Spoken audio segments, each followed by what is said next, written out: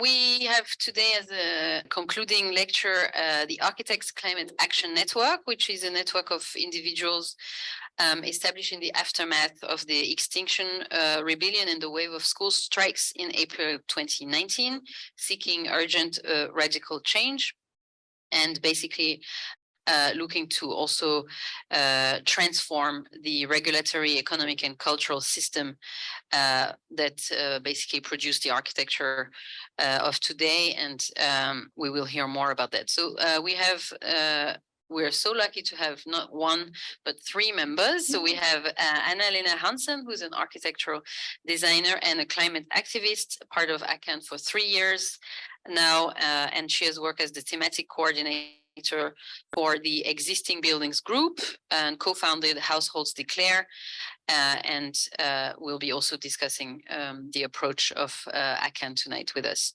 Then we have Sara Edmonds, who is an architect and an activist, also coordinator at ACAN, and director of the studio Search, I don't know if I'm spelling it right, a consultancy that advocates for systemic change around low carbon domestic retrofit.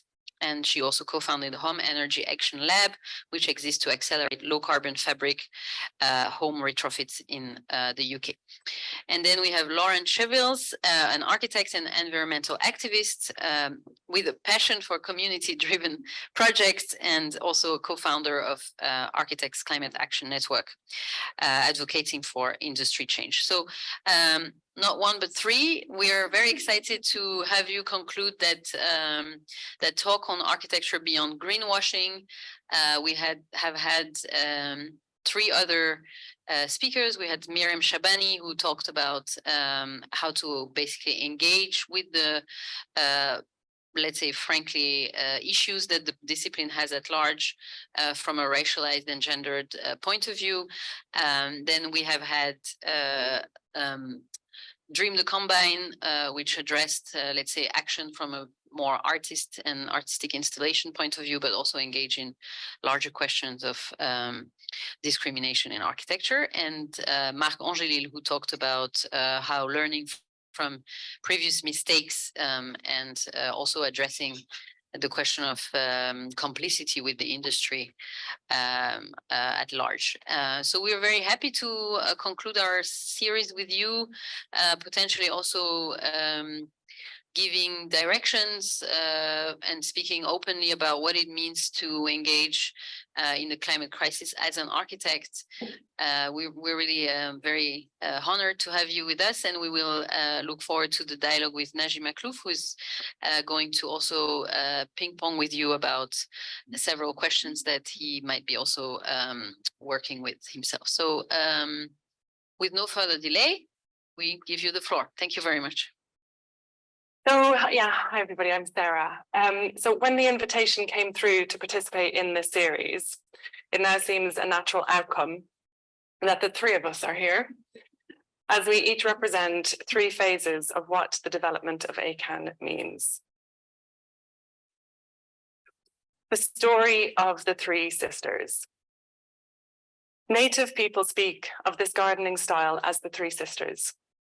There are many stories of how they came to be, but they all share the understanding of these plants as women, sisters.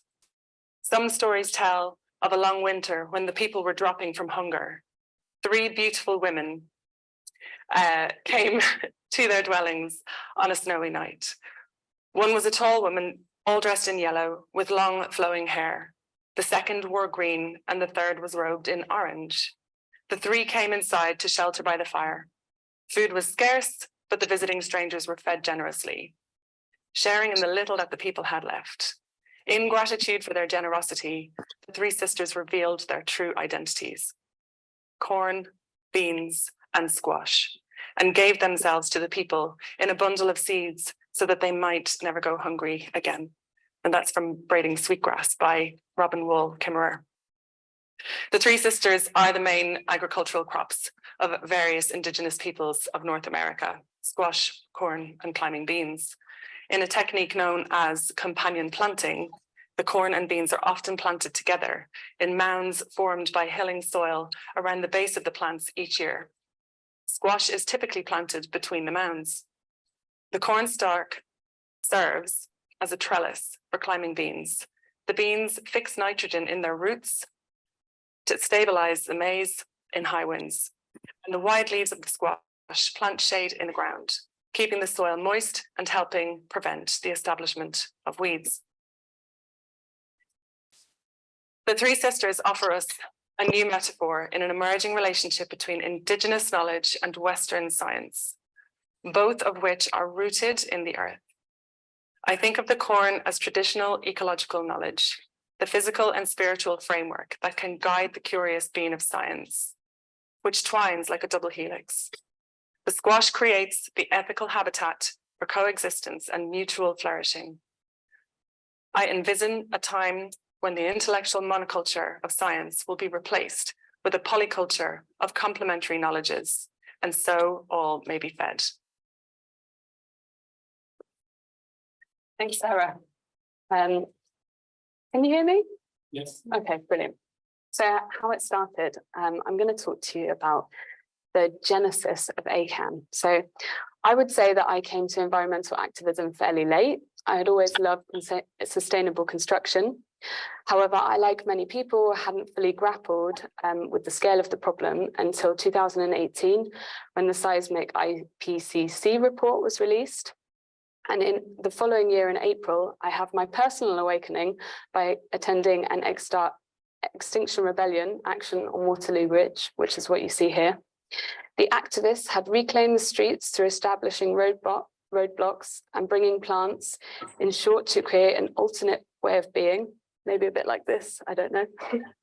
I felt truly empowered being part of something that was bigger than myself, a bigger action. And I also began to understand the impact of the construction industry. I stood and reflected on this bridge that there was no way for me beyond my citizens' rights to protest, to effect change within the construction industry. But of course, from that bridge, you look back towards the City of London. I had a moment that absolutely floored me. All of these buildings stood before me. They had values of embodied energy attached to them. Extracted material, transportation, construction, maintenance. All of these processes had embodied carbon price tags attached to them, and our planet was paying for it. I went away thinking that I was aware of climate change, to actually acknowledging the scale of this hyper-object problem and how responsible and complicit the construction industry was in contributing its role. Looking at the Dunning-Kruger effect graph, I was somewhere between the peak of Mount Stupid to the valley of despair. We went from knowing the size of the problem and knowing who was responsible and actually not knowing how to action it. There were greening groups that I was vaguely aware of, but these tended to be invite-only or paid membership groups. I needed something that was easily accessible and open for anyone to join. We needed to organize and we needed to act. So as the first sister, the corn, the sister who creates some structure, the corn stalk serves as a trellis, a framework to support others' personal growth. So to take you through this framework, I'm going to steal some chapters from a book called Impact Networks by David Olkram. Has anyone read it? Because I'm basically going to rip off the whole part of the second part and take you through the genesis of ACAN. I'm going to speak specifically to clarifying our purpose and principles, how we convened the people, and how we cultivated trust. And then Sarah and Annalena will take you through how to coordinate actions and collaborate for systems change. So the Valley of Despair. We realized the need for a group like this and quickly sought to gather numbers. Over the summer of 2019, a very small group of us met weekly to discuss the options for organizing and exactly how we could clarify the purpose and principles of what we hoped would be a large organized group. So we took to the streets on the climate strike with a placard inviting built environment professionals to join ACAN and attend our launch party and subsequent assembly. On a rainy October night, we met in a small bar in East London and tried to establish if there was any appetite for a group like this. We held a launch party under the title, How to Effect Change, which I thought was pretty funny as I'd never affected any change more than whether to use beige or red brick stock. And we invited the only person we'd ever known to run a successful campaign, our mate Hannah Little, who successfully led a global campaign to repeal the 8th Amendment and make abortion legal in Ireland. And she taught us how you can have really powerful imagery in kind of the message that you're trying to portray. That evening, we engaged in a healthy amount of discussion, and we tried to action next steps and encourage sign-ups. We went from feeling alone to totally empowered. I want to talk to you also about finding a common purpose. As part of an installation at the launch party, we ran Architects Admit, which was a climate confession booth. And guess what? We were all guilty. Whether it be the materials that we were specifying to the types of architecture we were building, there was not one person without a guilt to share. So we had to define our shared principles, which took us at least 3 months and 8 iterations to collectively thrash out what you see here on screen, which is our manifesto. But the process has helped us to clarify our key purpose and our 3 aims, so it's invaluable. And I'm going to read out the manifesto because I think it's really powerful. ACAN exists to address the way our built environment is made, operated, and renewed in response to the climate emergency.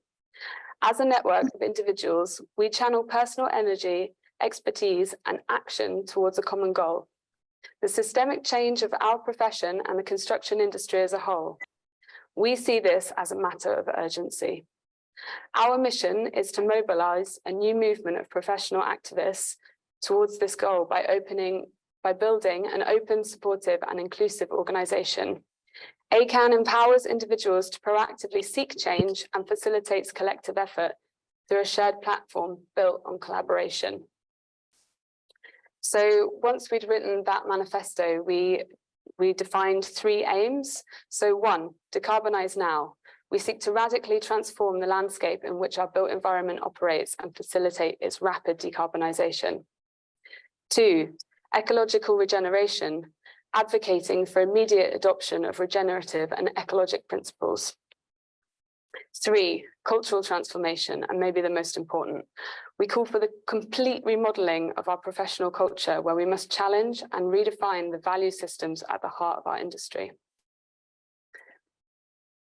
So we looked to convene the people and inviting co-creation. So we were heavily inspired by the Citizens' Assembly that XR was demanding our government to hold, and ACAN started making plans to host an assembly. So the Building Centre kindly gave us their room downstairs, and we invited our heroes, Bahana Yamin, Duncan Baker-Brown, and others to come and speak to a group of architects who basically had no clue. We used the room and we broke out into small groups to kind of address some of the issues that we were facing, inviting co-creation. What changes or initiatives could contribute towards achieving our aims? We asked people to identify obstacles and opportunities and basically had a huge kind of flip chart exercise. After the event, we also had a small task force that scanned all of the information that we gathered and processed all of the information from the groups and summarized the findings at a following open meeting. These findings that you can see here on the flip chart informed our 9 thematic groups, which still exist to this day, which is amazing. So everyone who was at the assembly basically helped us found our kind of nine thematic groups. And in this section about convening people as well, you have to design meaningful gatherings. And basically what that meant was the first kind of open meetings that we held were, you know, based and organized around those thematic groups, but also we tried to encourage people to join groups that were interesting to them, understanding that that's how we would get buy-in from this kind of wider community. This is, one of my favorite images actually. It's actually of our first meeting. So this was back in kind of November 2019. And I mean, for a first meeting, I was quite pleased with the numbers. And then what we were doing after that, we were meeting every 2 weeks in physical spaces, which I don't know, at the time was just about all we could manage before like activist burnout. Finding venues every fortnight was quite an ask.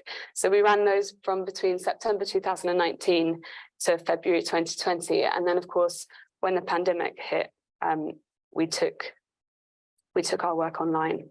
So yeah, these are the different types of meetings or kind of group development and working in thematic groups. So we really encourage people to take ownership of the work, whether that was in group discussion or brainstorming. We also held open crits, which is what you see in the bottom left images. So we invited these 9 thematic groups that we had to come and present their campaign ideas, and then we ran it kind of as an open studio. So I mean, very much kind of architecture and architect-led in that sense. And then of course, when we were online, we did a lot of kind of trial and error on Zoom. And then also moving on to kind of cultivating trust, and how we weaved connections from the micro to the macro. So we have those 9 thematic groups which I took you through, and our thematic groups communicate and correspond with different thematic groups such as the Anthropocene Architecture School, LETI, and Architects Declare.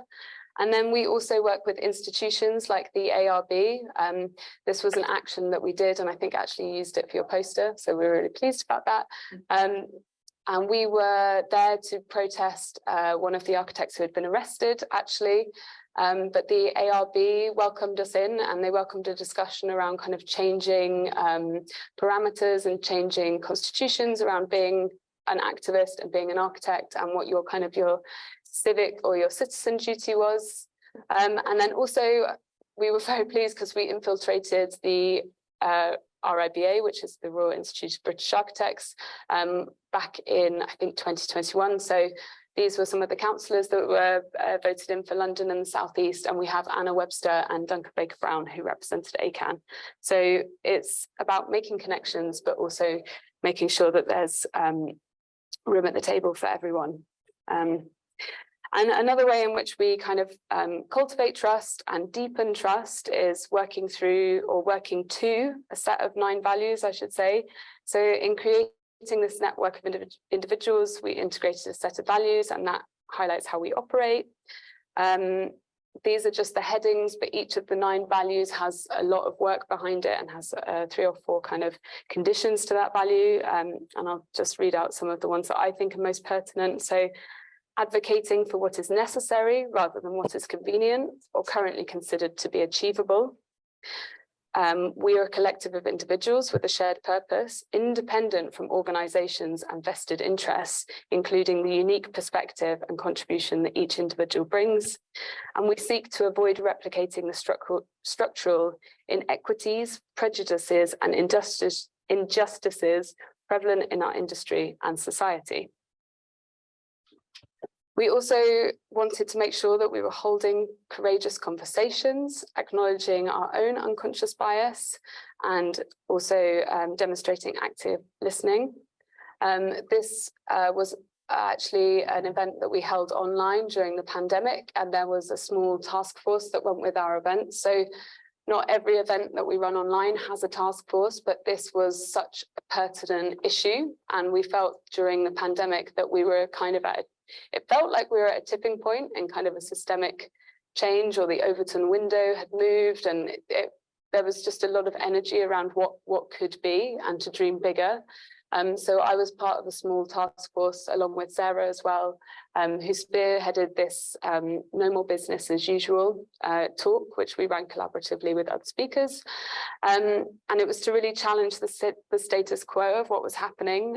You know, people were driving less, people were kind of staying at home more, and it was asking people to imagine kind of a new world. And I'm just going to take you back to this image as well, because we have to acknowledge our own unconscious bias, as I said. And this is actually an image that, well, this meeting actually took place in a church, which we at the time didn't see as being prohibitive or problematic, but actually members from other religions came to us and said that they felt uncomfortable attending a meeting like this.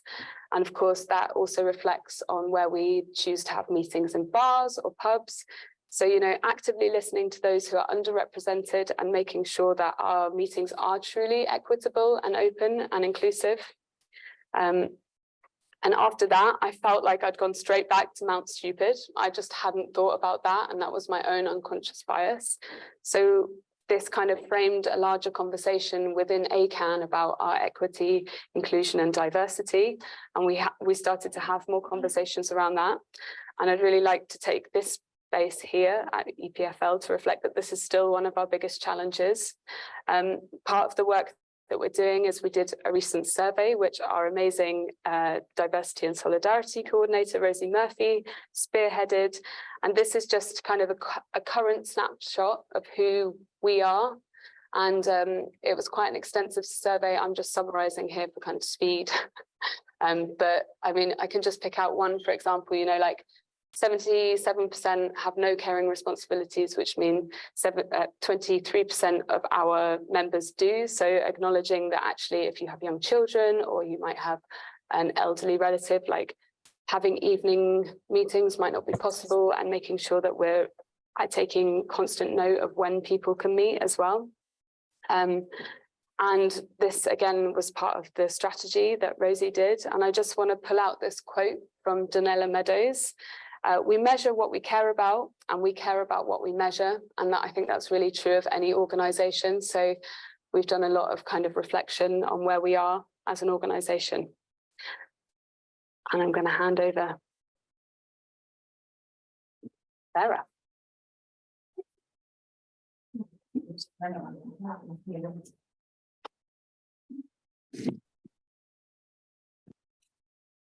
The three sisters. It's tempting to imagine that these three are deliberate in working together, and perhaps they are. But the beauty of the partnership is that each plant does what it does in order to increase its own growth. But as it happens, when the individuals flourish, so does the whole. The way of the three sisters reminds me of one of the basic teachings of our people. The most important thing each of us can know is our unique gift and how to use it in the world.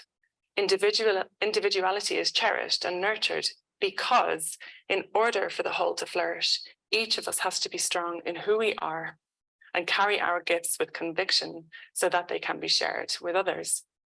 Being among the sisters provides a visible manifestation of what a community can become when its members understand and share their gifts. In reciprocity, we fill our spirits as well as our bellies. So, as the second sister, the bean, reaching up towards the early start structure of the corn, working to translate latent energy into action. Almost 3 years ago, I attended the launch of the Architects Declare event at Battersea Arts Centre, and this really marked a galvanizing turning point in my life. I say galvanizing because, frankly, I'd had my suspicions for quite some time that not all was well in the world. And I don't just mean with climate breakdown, for climate breakdown is a symptom of deeper problems. I think if we're all honest with ourselves, we could look back through our directory of embodied memories, reactions to societal constructs that made us feel uncomfortable, and we'd realize that we knew something was up. For example, our overconsumption and excessive consumerism, our exponential overdevelopment of the land for commercial gain, even when it makes no sense, the ever oppressive, patriarchal, all-powerful, neo-colonial, violent gaze of what good architecture looks like. GDP as a metric for success. But I think we'd also remember the sideways glances at each other to see, does anyone else think this is fucking madness? So I went from being an exhausted architect without a voice to part of a collective pushing for change and trying to land and expand these ideas. And how? Well, with these folks. So I met ACAN at the launch of Architects Declare, and I can still see Lauren hopping onto the stage as she was asked to plug ACAN, declaring how she felt like an imposter. But the ideas she shared about what ACAN wanted to do were a real moment. And I thought to myself, yes, that is what we need. And that's what I can do. ACAN as a network in itself has given me a place to share my energy and help to create that movement and realize my agency. I didn't know her then. I know her very well now. So we have this holacratic structure, the coordination circle encompassing the coordinators of the thematic groups, the core movement support, and the steering group. Connected to this is the visible section of ACAN in the form of the thematic groups that Lauren mentioned, and the campaigns and actions that are carried out. And then the kind of below ground work of the support teams as well. And we also connect to the international world beyond ourselves. But we also have the ways of working. So one of the most striking things about how ACAN works are the meeting behaviours. Building on the values that Lauren outlined earlier, I just want to talk a little bit about how we include efforts to make the space as accessible as possible by practicing what we've borrowed from other organizational mechanisms as active listening and radical participation. And it's simply the use of these hand signals sometimes that allows that to happen. But it also protects people's time and energy, preventing repetition or over talking. These seem like mechanical things that maybe aren't so crucial, but I can tell you this is a game changer. This fundamentally changes how you interact with people. So though I'm an architect by background, I'm recovering now. I work across the private sector, public sector, and voluntary sectors in the space of transformational change in the built environment, with a particular focus on retrofit as a vehicle for social and planetary justice. These are some of the organizations and campaigns that I co-run or am involved with. Now, we humans tend to be driven from a place of passion and a desire to take action, and so folk will have their specific areas of interest. It takes a huge amount of energy to drive campaigns and projects forward. I mean, I was kind of exhausted listening to Lauren doing her first bit, thinking, how the hell did we do that? And you know, burnout in this space is very real. So identifying your vision and aims is crucial, but then we usually want to run straight into actions and tactics. However, without the strategy, this energy burns out. And like, I think we all have lived that experience. So while we design campaigns, we also need to reflect on their impact. And I want to share an example of this iterative process when developing strategic approaches. This is the Households Declare campaign from the Existing Buildings Group, which we launched in the run-up to COP26, calling on Alok Sharma, the then president of COP26, to respond to households declaring a climate emergency with a national retrofit strategy. Now, following this, Households Declare continued in its second incarnation as a collaboration, together with the New Economics Foundation's Great Homes Upgrade campaign, with a parliamentary action we called the Festival of Retrofit in the run-up to the spring budget last year. And there we are submitting a letter to Rishi Sunak's aide, who did not want to be shown. So we were handing that through to the Chancellor at the time. The third incarnation of this theme was the Retrofit Reimagine Festival that was held in last summer in Birmingham. This event was a collaboration between ACAN, Civic Square, Dark Matter Labs, and the Zero Carbon House, amongst other partners. The core question was, what if the climate transition and the retrofit of our homes and streets were designed, owned, and governed by the people who live there? And so collectively, we worked to bring together the widest number of voices to speak about the intersectionality of retrofit and challenge and reimagine the systemic issues. Now, after these developments of the original campaign, due to changes in available resource and energy and burnout and all the things that we've mentioned, it sort of split into breakaway activities with different levels of success, but no real long-term plan. So we recently carried out a reflection exercise in ACAN across our campaigns in order to identify a more strategic and sustained way of working. To do this, we used the tools of a systems thinker.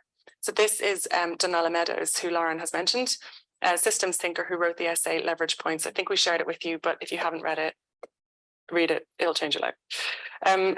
Essentially places in complex systems where a small shift may lead to fundamental system changes. So the organizations that I mentioned that I work with, and ACAN as well, we exist to intervene in the built environment, or more specifically as a system, but more specifically making, operation, transformation and unmaking of the built environment, and the way this impacts on resource use, emissions, waste, and the way people live. Now, these are the leverage points from the least effective, so parameters, subsidies, taxes, standards, but we really like to fight over that a lot in society, but it doesn't really have as big an impact as you'd like. And then right the way to the top of the most effective, which is transcending paradigms. It's just the way that we all think about stuff. The end goal of this exercise was to identify how to better focus and explore pathways to long-term plans and identify opportunities for network-wide collaboration through identifying synergies and overlaps. So we mapped the outputs and what we felt each campaign had happened. So I just taken the Households Declare one here, but we did this for all of our active campaigns at the time. So we could see, yes, okay, it is having some of that work, but is there a way that we can focus that and make the most of the energy that we're putting in, because it does take heroic levels of human energy. It's eye-watering at times. I just want to finish on talking about the fact that we need to interrogate power. No matter what we're doing, we need to always interrogate power, because whoever has the power controls the narrative. And how does that limit the solutions that we're pursuing?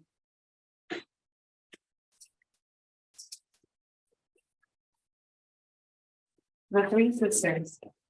What if you are a teacher but had no voice to speak your knowledge? What if you had no language at all? And yet,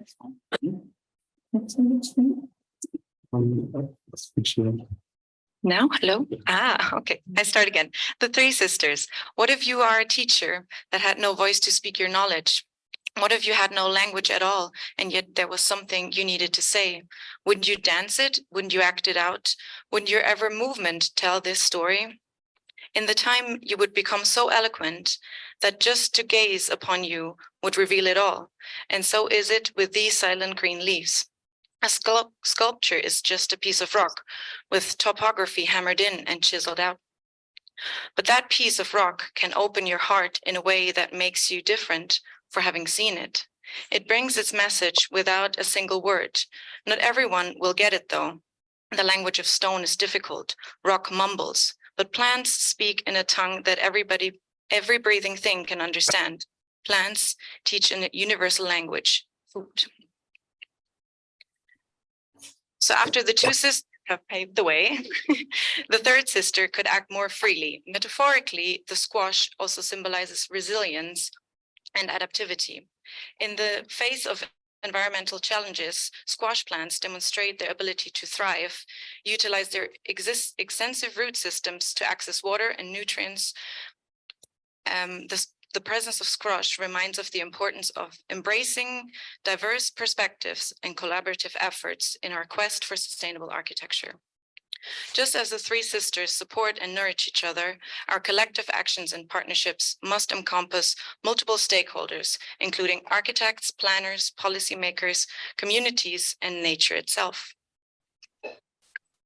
This way of collective sustainable thinking is something that I was always passionate about. But just like a lot of you may think, how can I contribute to such a great organization as ACAN? My first encounter was an open house meeting in London where we had the ACAN confessional booth, which Lauren already mentioned. I was talking to a person who I've never met since, but he added me to the graphics team, and Sarah posted there that she needed someone to do some graphics for a campaign for the existing buildings group, and I raised my hand. Little did I know that such a small task would lead to all this. Fast forward 3 years, I'm in Lausanne telling you guys all about the story of ACAN and how I got here. Haha, we have a video. But hold on, let's go step by step. Households Declare was the first project that I worked on with Sarah and Richard, who came up with this beautiful graphics language. It was an intense time. We had a deadline to launch a website, newsletters, social and press releases, some of which might have been created in some train journeys, I've heard. We were on speed dial practically like two weeks nonstop to launch this website and our petition.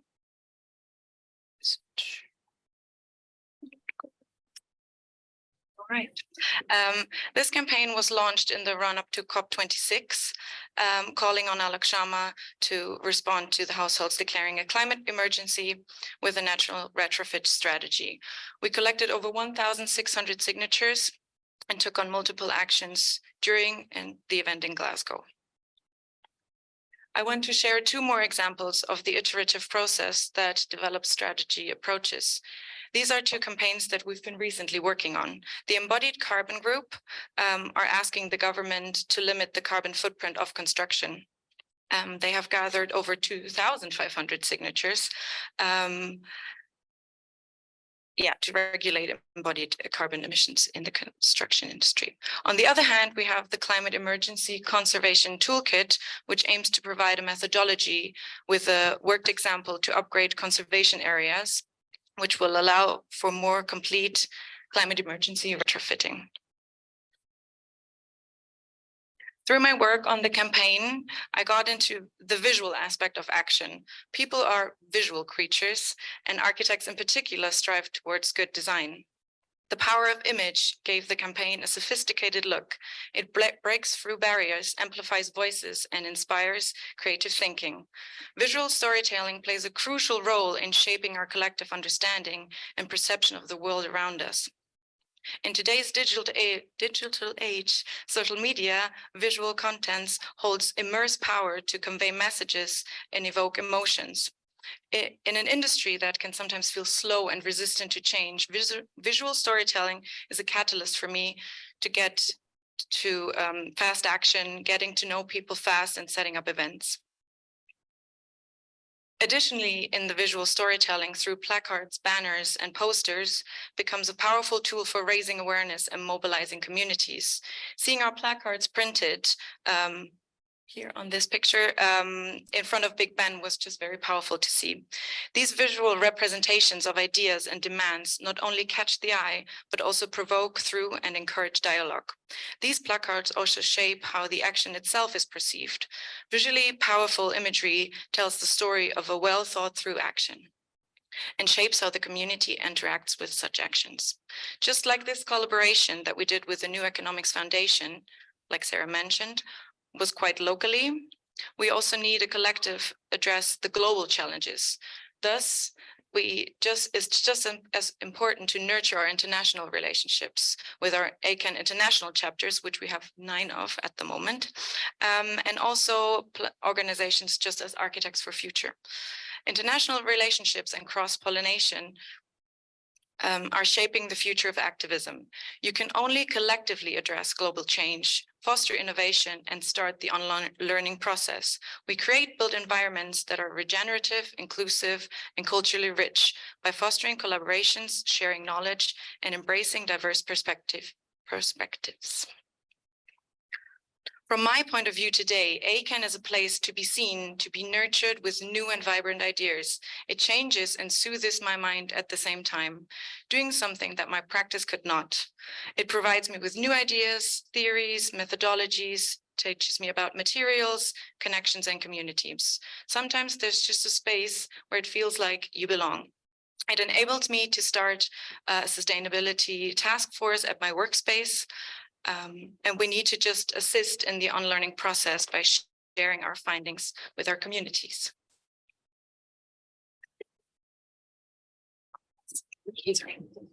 So I'm going to attempt to wrap this up by going back to the 3 sisters. They've all brought their gifts to this table, but they've not done it alone. They remind us that there is another partner in this symbiosis. She is sitting here at the table and across the valley in the farmhouse too. She's the one who noticed the ways of each species and imagined how they might live together.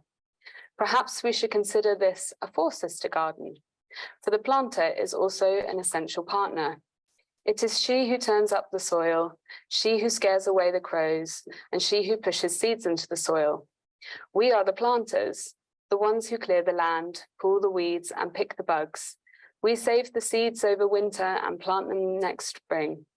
We are the midwives to their gifts. We cannot live without them, but it is also true that they cannot live without us.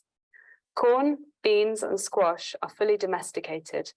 They rely on us to create the conditions under which they can grow. We too are part of the reciprocity. They can't meet our responsibilities unless we meet ours. Thank you.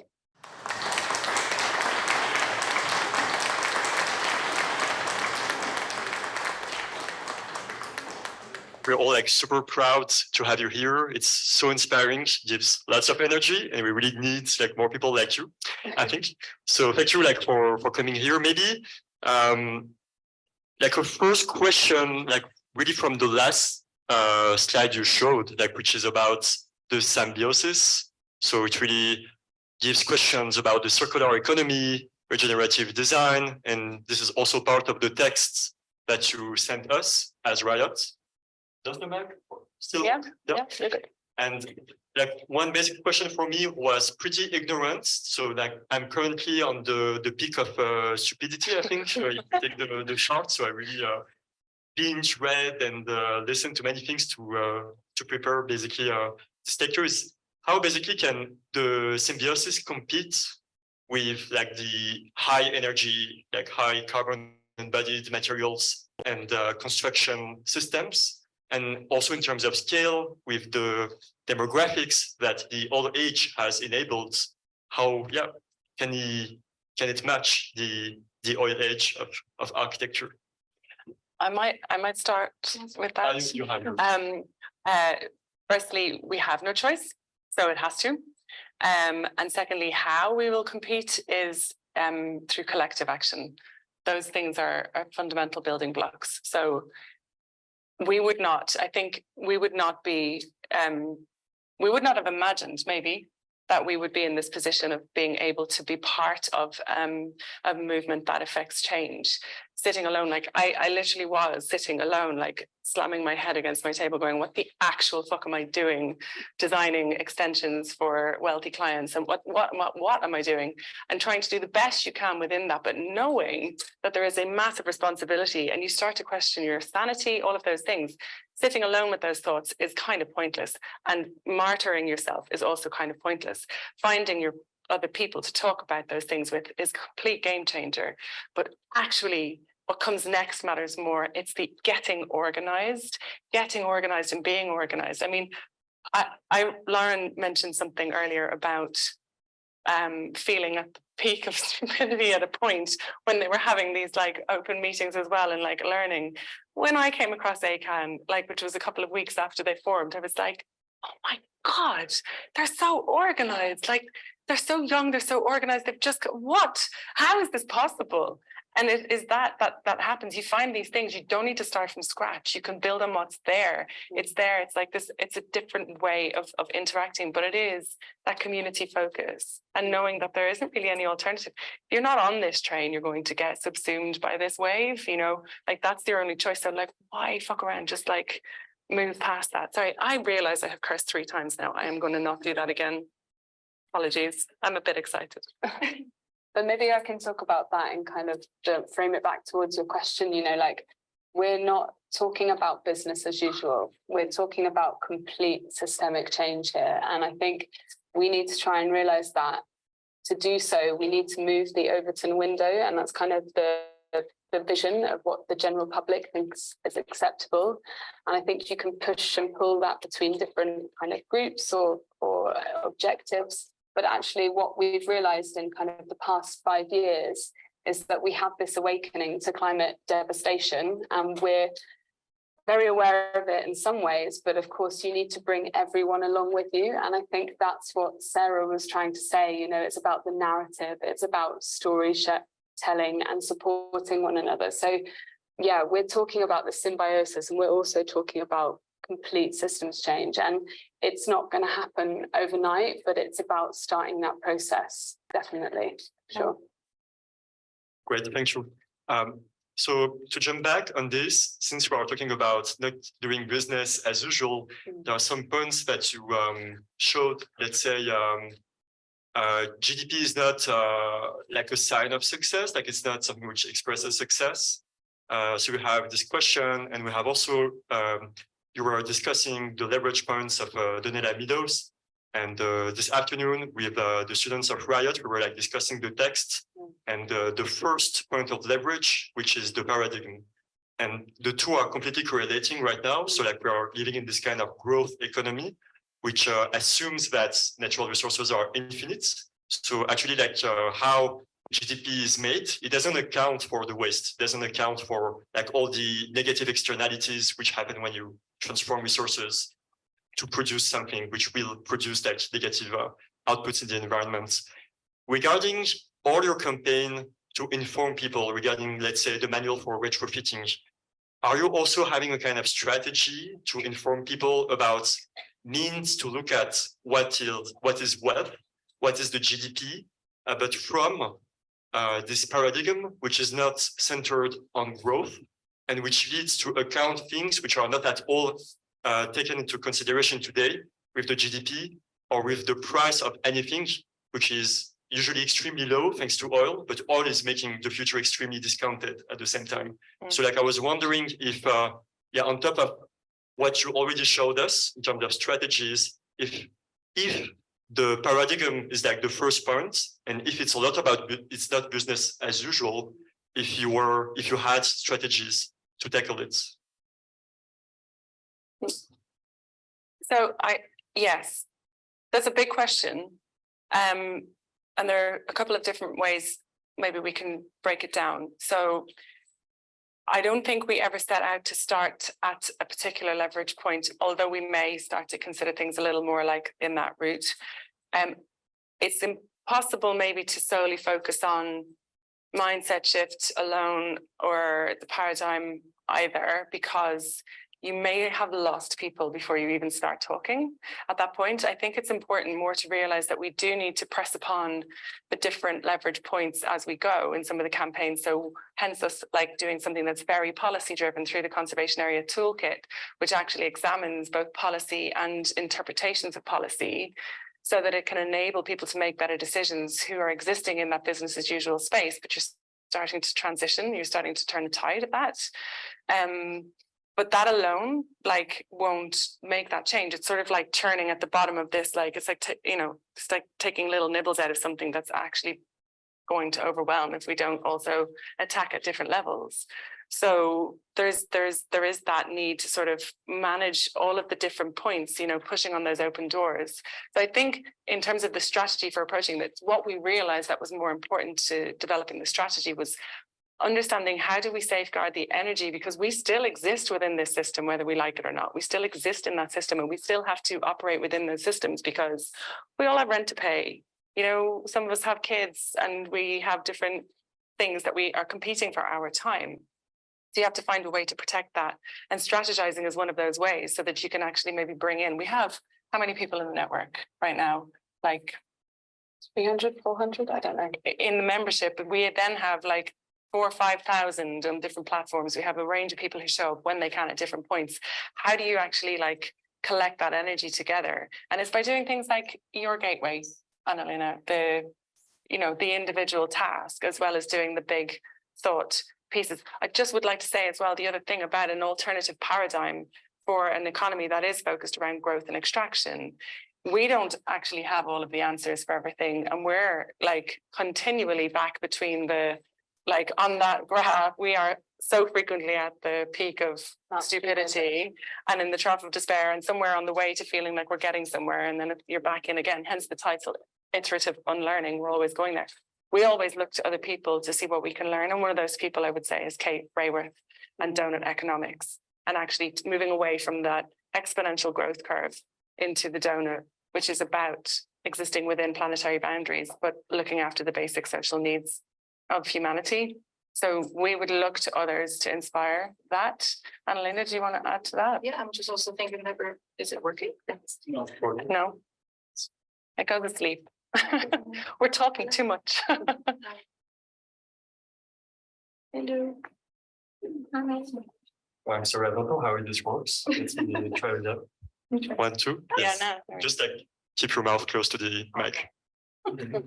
Okay, now it works. No, I'm just also trying to elaborate on the point that we're trying to act as an example, because we have such a fast turnover that we're trying to be examples for how we can build a community, how we can then unlearn things again and live what change we want to provoke in people, and how they see community as a first step to then bigger steps. So I think that is just a very beautiful space where we are very reflectant on other people, as we said, with where we meet, who we meet, and how we're very inclusive and stuff. So I think that is where the paradigm already changes, because if you have a different sense of community, you then also have a different value of the rest of the system. Can I just make a closing remark kind of on the leverage points and GDP, and, like, we are operating in a system, as Sarah said, and I think your slide on kind of the power diagram, that hierarchical structure, it's more ego over eco, and understanding that actually we are predominantly in the Western world operating under capitalism, which is incredibly extractive. It has huge demands on resources, and we also not only exist in that system, we're architects, we're designers, we're urban designers and planners. So we're taking more, we're working in a highly extractive field of work that's taking materials and almost feeding that GDP and that capitalist mindset.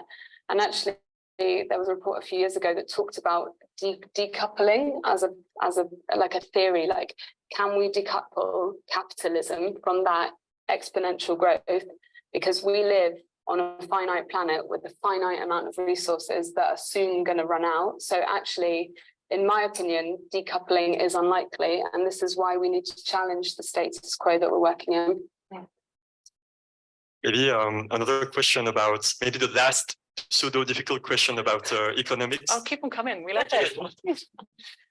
Like there is like one question which has driven me a bit obsessed, and which is that the key of my own research is basically, and you, the Brits, you are the first in history to have incepted this new system, which is basically how money is no longer correlated to material scarcity. So in 1913, the Bank of England started what is known as the fiat standards, which is basically money can grow infinitely. The monetary supply is infinite and money becomes credits. And so every time you lend money, you create new money. And the real estate loans have the lowest interest rates. And so every time you borrow money to create a house, more money gets into the markets. And so like you have this kind of huge inflation, which affects housing costs. There's like all the intersectional problems which are related, and also how inflation will affect material choices, because like, et cetera, et cetera. And so like I was wondering if you have ever, or if you know anyone who has tried to tackle the monetary parameter, it's something which is like very structural, like the fact that money today is infinite in a world with finite resources, and it wasn't the case a century ago, which is like not so long ago. So I don't know if it makes you think of anything. I can maybe approach that. I think this is really interesting. I think we have a very dark system of capitalism, particularly in the UK. I think it's a particularly insipid version, and it permeates everywhere. It's almost invisible that we've just come accepting of it. I think maybe what we're starting to talk about is alternative currencies as well. And the example that I would give here is a pair of artists, Dan Edelstein and Hilary Powell, who created a film called The Bank Job. I think you can find that online and watch that. And they're in the process of creating another film called Power. But the Bank Job, through the creation of their art and the making of what they call greenbacks, which were essentially a very beautiful screen printed piece of artwork that you could then purchase, and that capital inflow into their project allowed them to create more of that art that was then circulated, had a broader meaning.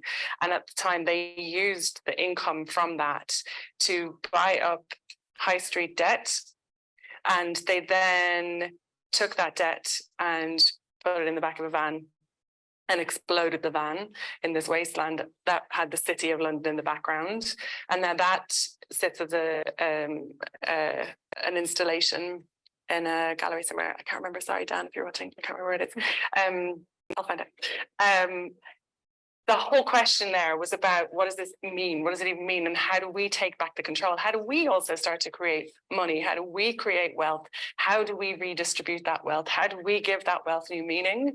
And I think there's a big movement happening, and it's particularly happening through the community-driven retrofit initiative movement that's happening in the UK, through necessity largely, because the Households Declare campaign was fundamentally created because we became aware of the fact that 20% of total UK emissions just comes from heating our homes. A fifth. It's massive. It was mind-boggling to us at that moment, and we quickly came together to try and create that campaign. Now, what you then start to uncover when you pull at that thread is that you have this system of housing that's failing. You have housing shortages. You have extraordinary, the wealth divide is absolutely just beyond incredible. It's just something that you can't quite fathom now in the UK. So what you have is this uprising of groups that are based on a very hyper-local scale. Many of those are, we mentioned Retrofit Reimagined, there were a lot of people at that who represent that movement, from Retrofit Balsall Heath, the work that Civic Square are doing at Link Road, this other power project that Dan and Hillary are doing, what we're doing with HEAL. There is this community uprising who are saying, how do we take ownership back? How do we create that wealth? How do we create that power again? And how do we connect with each other? And the last point I'll say on that is that the importance of it is such that everything that capitalism stands for is about dividing us from each other, keeping us separated with like a cigarette paper worth of fear in the form of mainstream media owned by a single person who's connected to the fossil fuel industry and so on and so forth. So that's the model. It works really, really well. That infiltrates into how we design as architects, because what are we building in cities? 1 bed, 2 bed, 3 bed unit apartments max, and you cannot afford anything that's a 3 bed sizes. So there's no space for intergenerational living. There's no space for group collective living. And if you watched the mainstream media, you would think that we were living in a hellscape. And actually, that's not true. If you look at your community, if you stop to unfurl the pieces that are happening around you, looking at the people who are next to you, involving yourself in these communities, the future is really hopeful. And the reality is really hopeful. Like, it already is here. We just have to push back against what the mainstream kind of story is. And if we don't follow through on that thought process, and if we don't try and capture that and push that story, I mean, a shout out to Charlotte Bailey here, who does a beautiful publication called The Good News of B16. And on the face of it, I thought, oh, is this going to be one of those magazines that is like, oh, a gerbil was surfing in the good news story bit? But it wasn't. It was like these case studies of these incredible community organizations. And it was like a tiny little geographic spot in Birmingham that all this wealth and power existed within. And you're like, if that was the story we were told and fed every day, if we knew, to quote Scott McCauley, that you have more power than you've been told, that changes everything. So we have an obligation to get those messages out. So that was rather a longer kind of monologue. I wasn't intending to go that far, but it exists. If we start to talk about what the alternative is, and it exists, we talk about what next, like the what is to what if to what happens next, instead of just pushing back against the whole, it's awful, it's shit, we know that it's awful. First again, it's a much better story, right? Like, I don't know if you want to add anything. Sorry.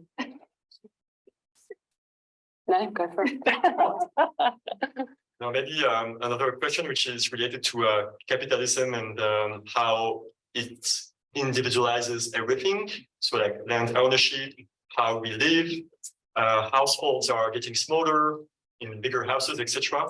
And as you are coming from the UK, it happened that within the studio that we have with the RIOT, that Charlotte and Kathy especially are teaching, we saw the right to buy act by like during the Thatcher era. And I remember that I was reading this interview with Tom Emerson once, and who was basically saying that the fact that privatization has gone so far since the Thatcher years made it much more difficult to architects to have impact, because like the whole like urban fabric was privatized and individualized, and so this for me jumps back on the question of like, in which history are you putting yourself in? Like let's say back in the day in 1980, when you had the right to buy, you had also like the Matrix Feminist Design Cooperative, which was like also doing activism. And how do you see your own activism compared to this era in the context of the UK? But I think which is interesting to address even here in Switzerland, because in terms of neoliberal policies, like you were really at the forefront of those policies worldwide. And so also, and maybe like a kind of last little question about this kind of genealogy, which jumps back on another thing which you have addressed which is the question of the monoculture of science. It happened also that in the UK, you had the Garden City movement, which was really keen on science. And I don't know like, if you also describe yourself in this kind of broad genealogy of activism, which was also, since a century now, trying to tackle environmental issues, and if today is like much harder after neoliberalism, or what are the kind of possibilities today that didn't exist at the time? Okay, that's all I'll speak to. So,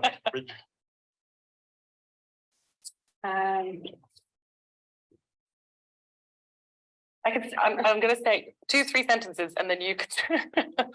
I think this is a beautiful question because you talk about like where we place ourselves in a history. And I recently had this learning myself, like this, like, whoa, because it feels like a lot of the work that we're doing is backfilling austerity. We've had a conservative government for 13 years.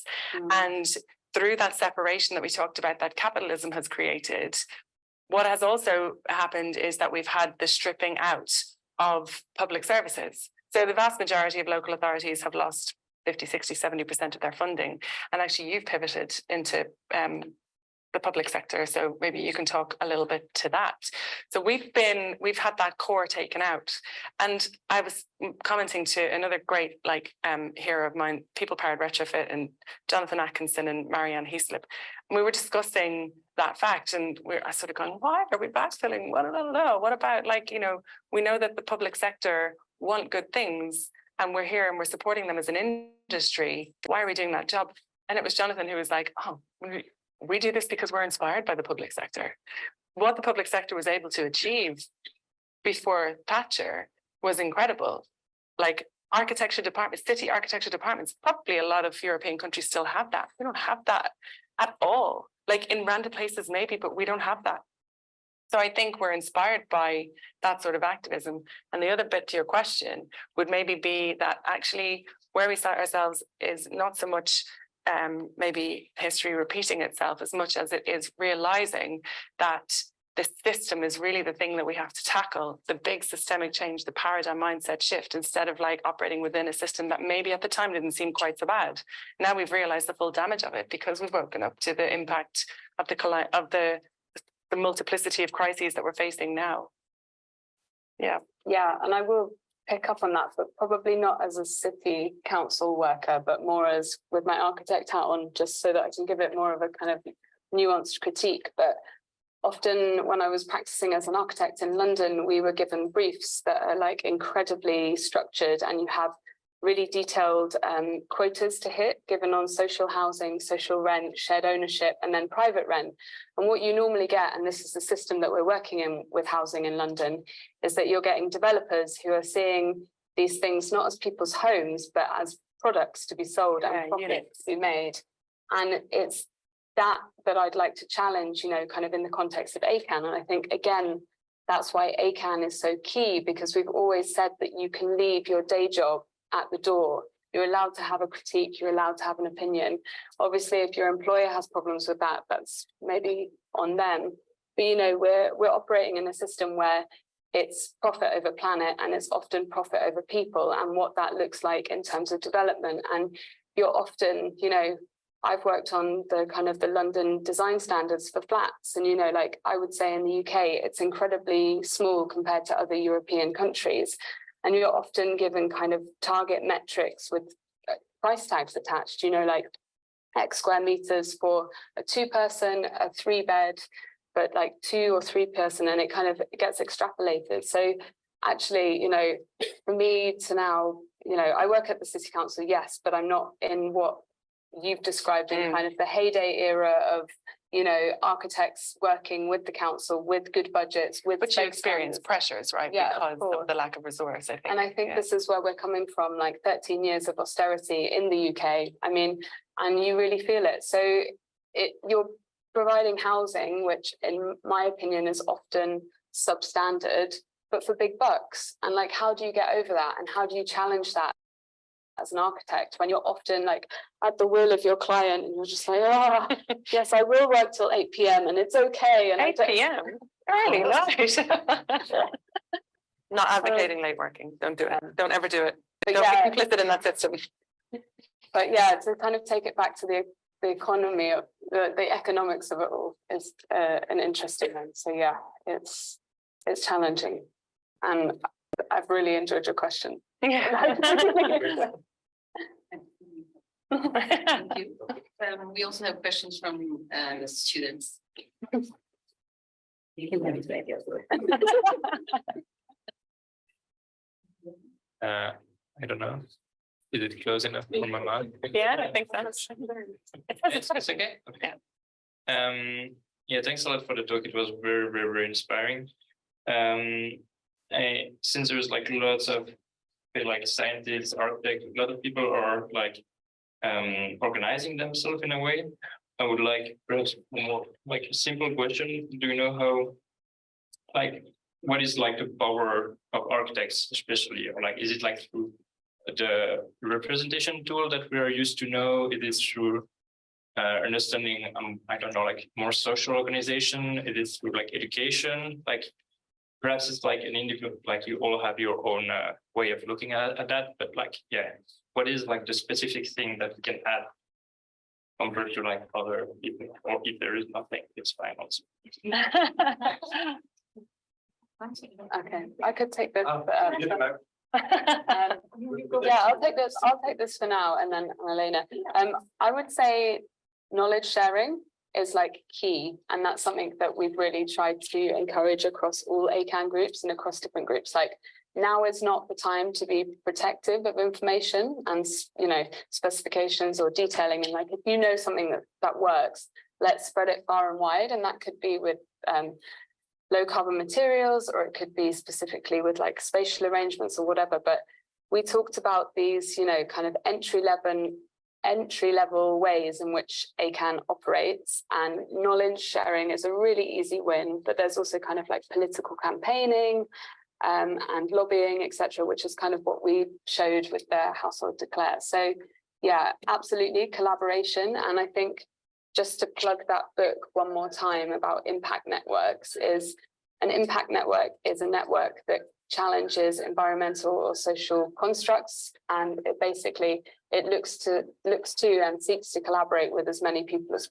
possible. You know, instead of growing up or exponentially outwards, you know, we should be thinking about spreading out. And that's where I think the squash analogy, you know, the plant that grows outwards and puts its tendrils out there, is really important.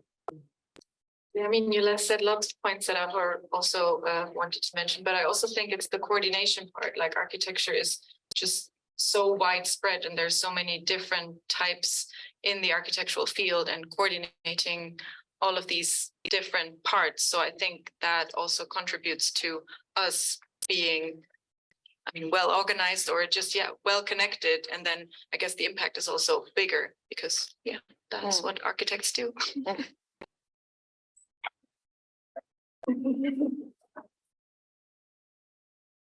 So thank you a lot for the talk. I really enjoyed it, and I also enjoyed to read Donella Meadows' text. So yeah, I had the same feelings with it. So yeah, I think my question would relate a bit to like what you said about also the impact network just right now. I'm not sure if it's really working, but anyway, just keep it like. Yeah. So yeah, I think yeah, I was at like a Architects for Future festival in Germany last summer, and I really enjoyed it. I mean, for me, it was more a punctual thing that I had, but I was just interested in the topic because you also mentioned it, like how do you see it in your reflection also about the system of the action network itself, how you see it as an international network, or yeah, maybe as this to ask about the scale of the action. I think we're probably both going to defer to you. Yeah. Yeah, so I mean, I had that slide on. So we're working on the international chapters, which are kind of like little daughters of ACAN. So they use the same beautiful corn framework to then work off of it. So there's lots of things that activism has the same base. Obviously, there's very local problems, but the general problem is very globally. So I think there's lots of work that has been doubling up. So I think the global connection and the collaboration, which we've been talking about loads, is just very, very important. And yeah, we're seeing that coming to life. Now we have a new position in our organization that will solely be working on international connections on monthly meetings, and also with the Architects for Future network, which is also quite big. So yeah, we just don't want to double up on the work, because as we said, we don't want to waste anybody's time, because it is very limited on top of our like day-to-day jobs. It's all volunteer work. So yeah, it's very important. So that's the next steps. There's a sort of complexity as well. What's running through my mind is that we've I dwelt a little bit earlier on the need to get organized, to be really organized, because that really helps with sustaining something. So not only are we trying to be regenerative and sustainable and whatnot, we're trying to sustain ourselves as well, because it's a lot, and it's important to sit like outside in some way, so that you can be this voluntary network, that you're not doing this on someone else's time in another structure that you have to like answer to.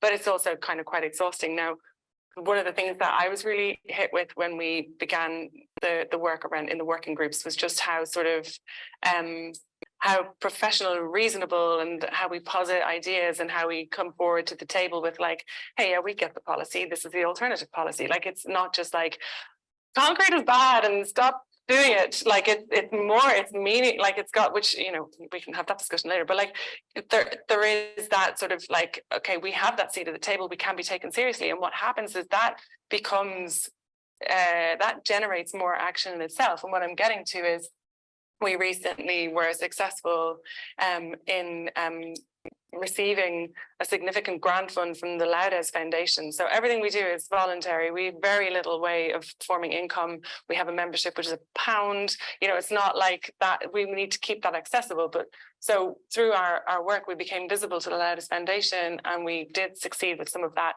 And we have now managed to go through the process of hiring 4 part-time roles to help manage some of the administration, the international chapters, things like that as well. But it's also really important to have the roles defined and to keep those borders clear, because who do you pay and who do you not pay? If you have a pot of money and a massive audience of people, and we're all like killing ourselves doing things, you have to be quite like clear to define those things. So again, like it's like you have the good ideas and have that like inspirational bit, but then organize. Like you gotta do that.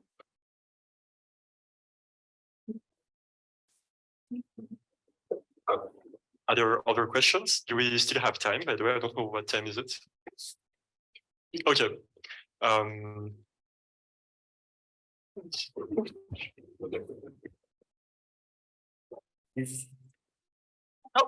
yeah.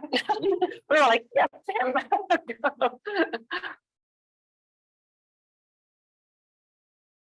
Hello. Thank you so much for everything you said. It resonates with a lot of things, and it's also super refreshing to hear it with so much enthusiasm. I had a question related to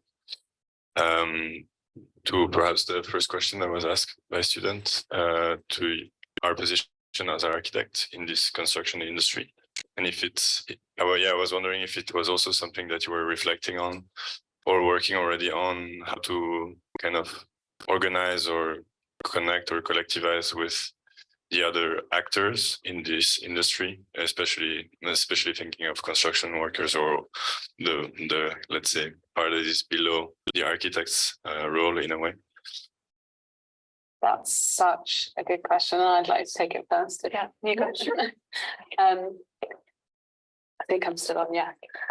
So through the work that we did in ACAN as well, we talked about how that could be transferable. Like you meet a lot of other environmental networks that have CAN on the end, like Climate Action Network. So when we were coming up with the kind of the name and the concept, like, wouldn't it be great if we had engineers CAN or like building control CAN? I don't know if that would ever happen, but part of the work that I was doing through ACAN at the time, a few years ago, I was also sat on the Architects Declare steering group. And basically what happened really organically through that, and I'm going to have to explain the difference between the two organizations before I answer this question, is ACAN, Architects Climate Action Network, is a network for individuals whereas Architects Declare is more of a professional entity that businesses can sign up to.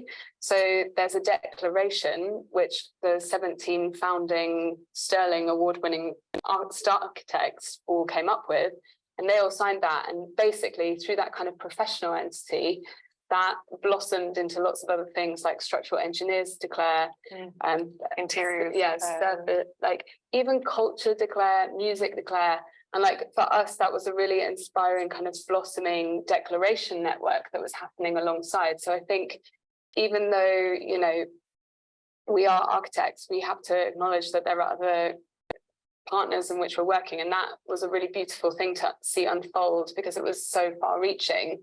I guess there's a lot of onus as well when you're studying architecture and when you're being an architect in an office, that you are kind of the master builder and like you're the central node to design. You know, you're coordinating a lot, and I don't know if it's the same here in Switzerland, but maybe my friend Raluca sort of alluded to what happens. You know, you do have your structural engineers, you know, you're still part of a wider design team. So the way that the UK operates is normally the architect is the lead designer, and then everyone else is like a design consultant under the umbrella of the architect. So we really would love to see those kind of other services flourish and kind of their systemic change ideals or, you know, declarations or commitments really.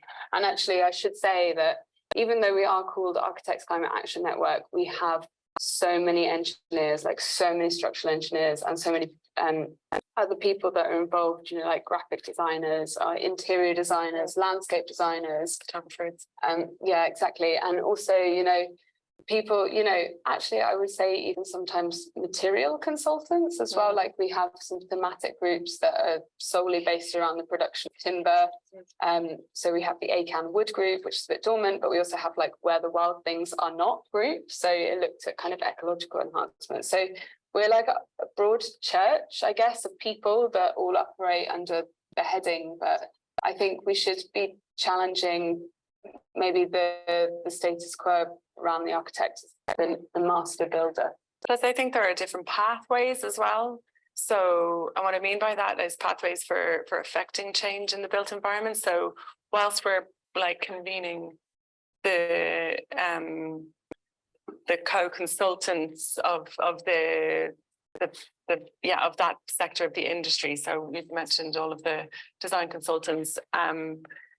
The fact that what we try to do is always look at, you know, iterate between what are the barriers and what would good look like, what would the alternative look like, what would have affect sort of different change.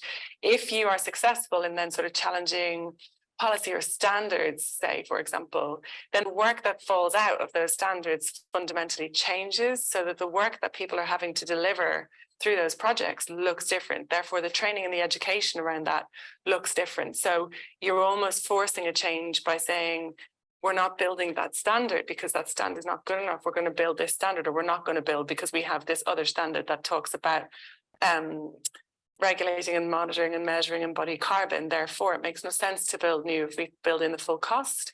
So I think that's what I mean by other pathways.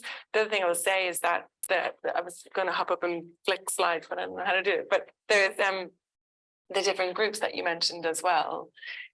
Within those groups, there's sort of like different focuses. And one of the groups that has had an extraordinary success is the education group.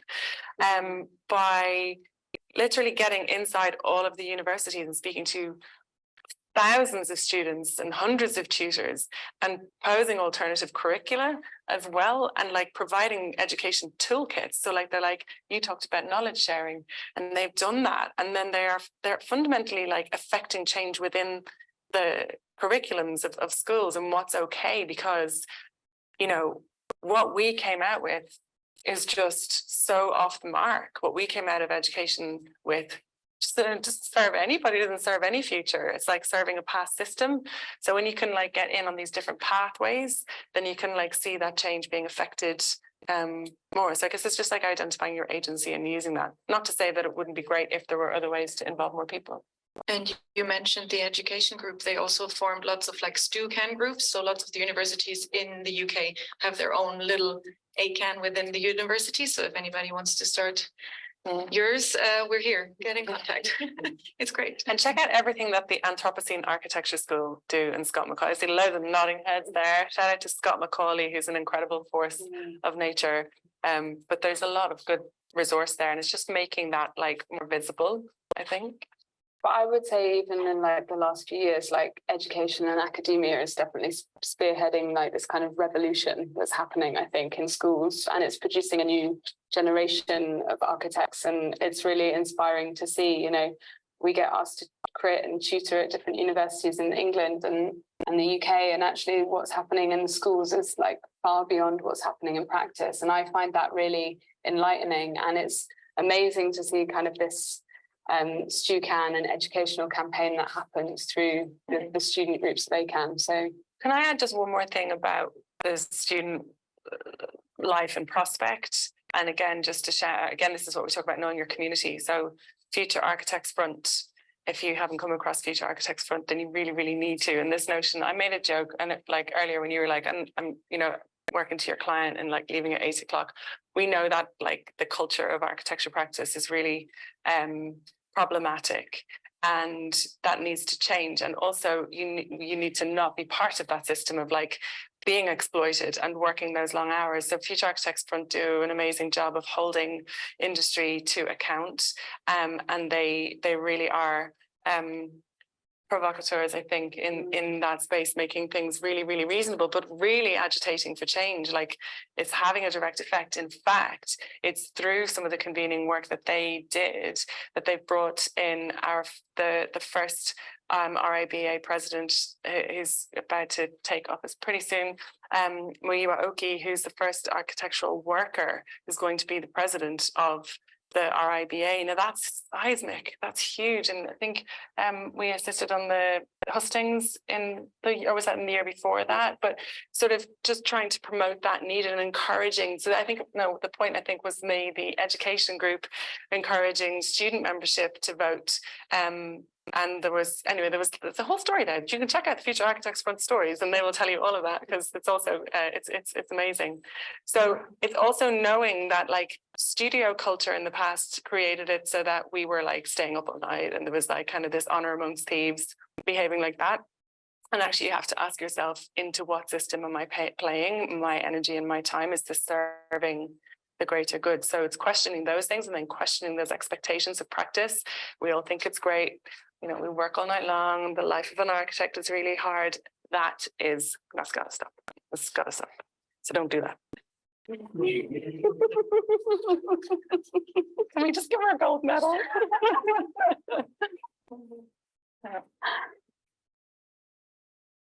Does anyone want to jump in? Doesn't need to be a question. You could just tell us what you think.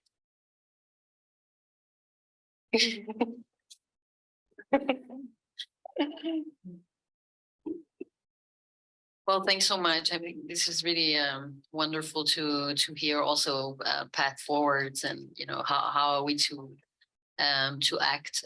Maybe one last question, and then I think we can call it a day and reconvene around the drink. This lecture series is called Architecture Beyond Greenwashing. And I remember that when this Architects Declare was published, there was a kind of a lot of architecture office who jumped in and signed.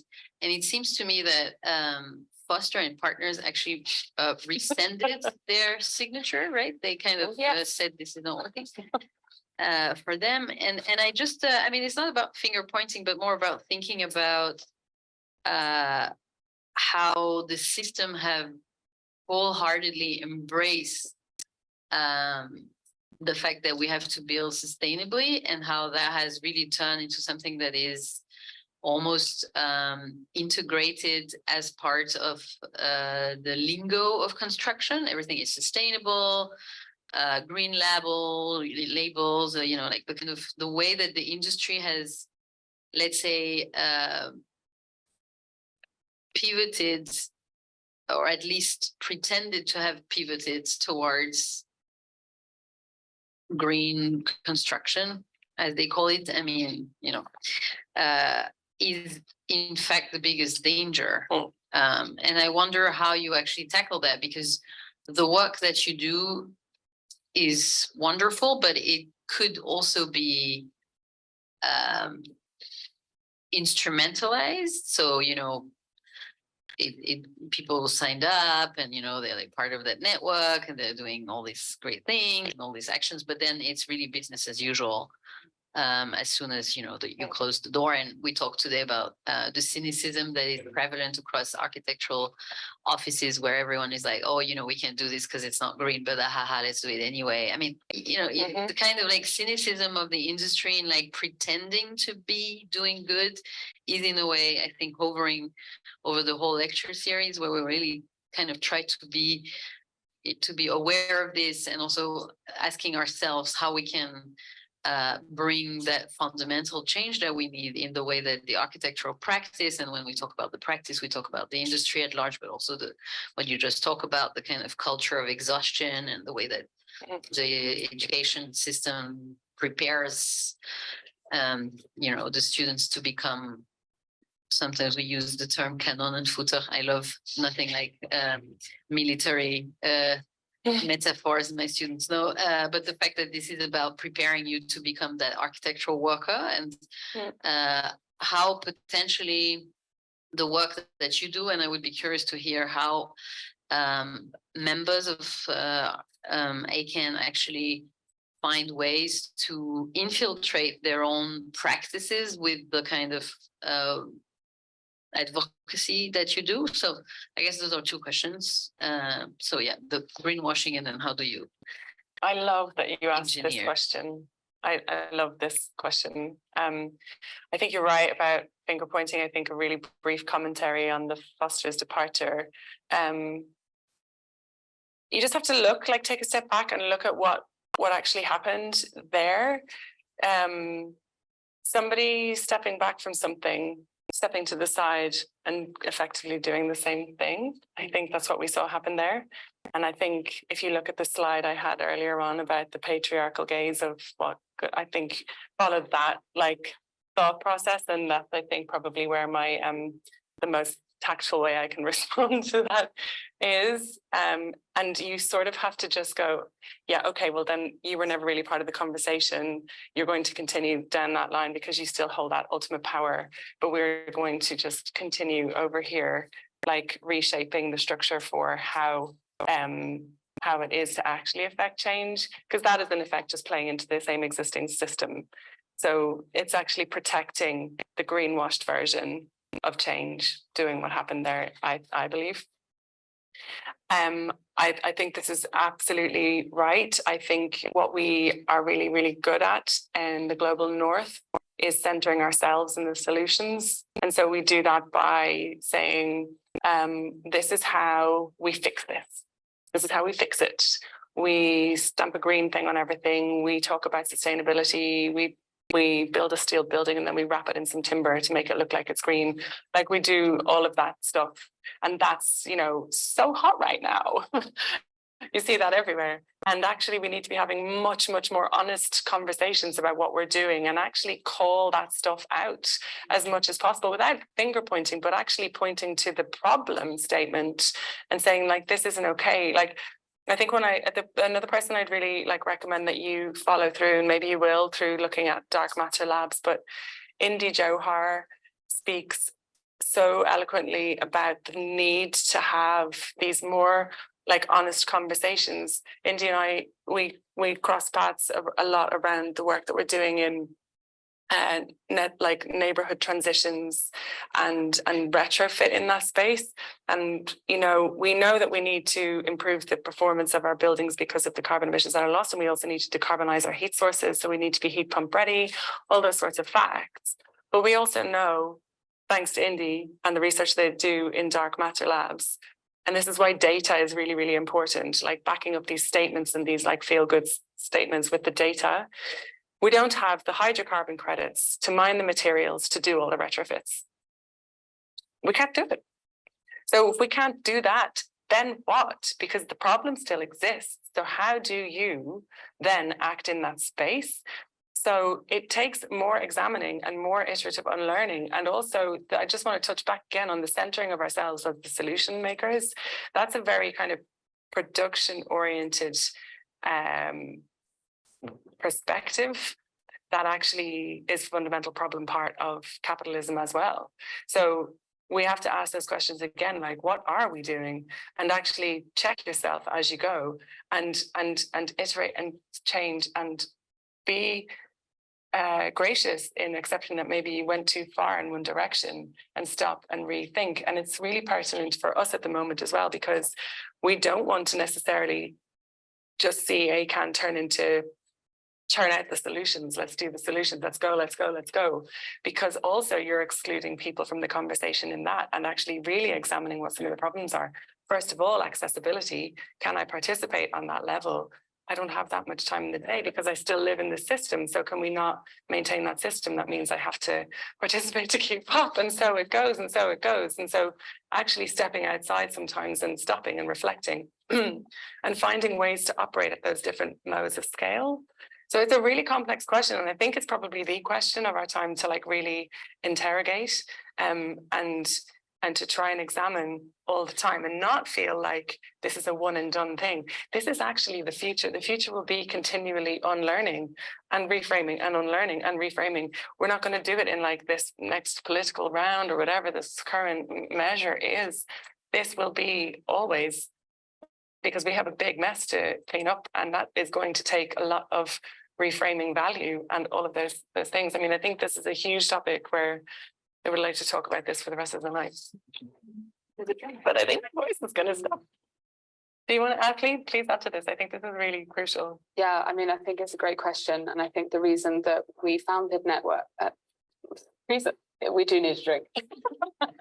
The reason that we started ACAN was that we knew that it had to be everything that wasn't happening in the industry. And I felt this incredible like frustration standing on Waterloo Bridge, like seeing what these activists were doing through Extinction Rebellion, but then actually applying it to my own kind of headspace and my own industry and looking at London and thinking, oh my God, like, is anyone else screaming here? Like, I think we're heading, you know, it was a real, you know, it was a real wake up call. It was a moment of reckoning. And, you know, we all had sustainability modules at architecture school, and we were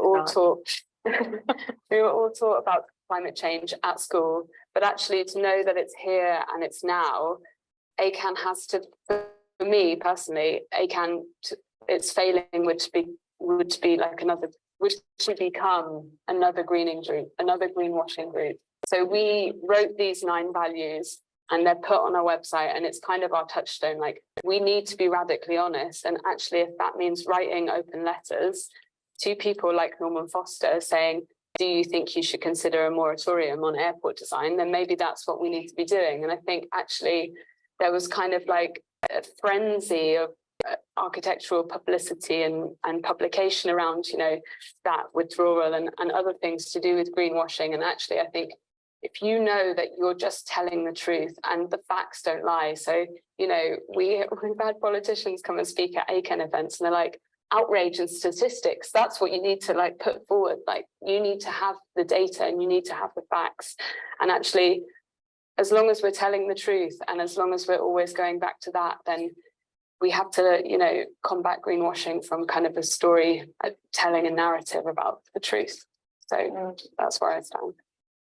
Yeah, I would just like to add on the greenwashing part is kind of that circular thinking, that there's lots of steps that are cool, but still fashionable and still quite easy. And this is where the greenwashing starts. If we think about it in a circular motion and really also thinking about deconstructing the building in the end and how it will have a second life, that all then really thinking about 7 steps ahead, not just the next one that then is a green facade that looks cool and that will die in 2 years.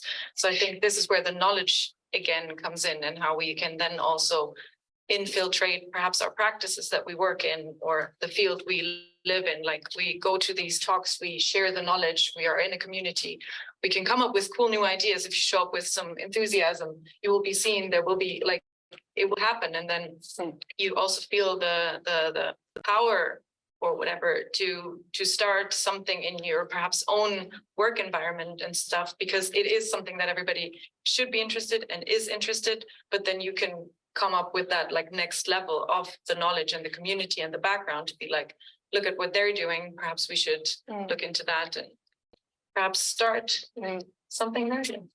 And I think just to add to it as well is if you can opt in or out of climate action, then that's your privilege checked right there, that you need to, we have that privilege. We can say, oh, I've had enough of this today. I'm just going to, just recognize that privilege, and then also realize that there's an obligation to do better, because we're not suffering like the global majority is suffering and dying in their hundreds of thousands and millions. And this is not something that other people can opt in and out of.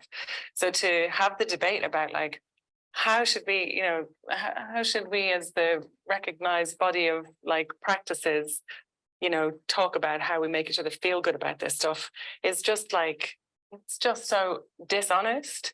And that's why we need to have those sorts of like conversations. So, and I would imagine that you probably don't, knowing who your tutor is, you probably have already been challenged to never build anything new, like, and to just use, and that should not be a frightening call to action for architects, because it isn't the new building that makes you an architect. It's how you think. It's how you look at the things around you.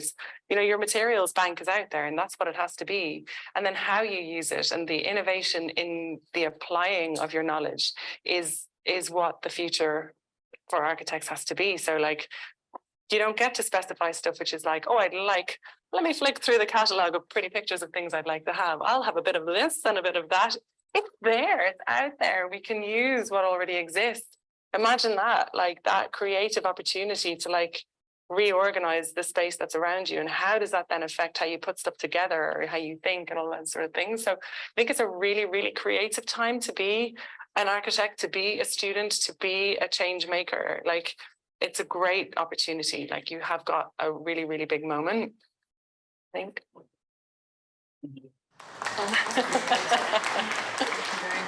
Very good.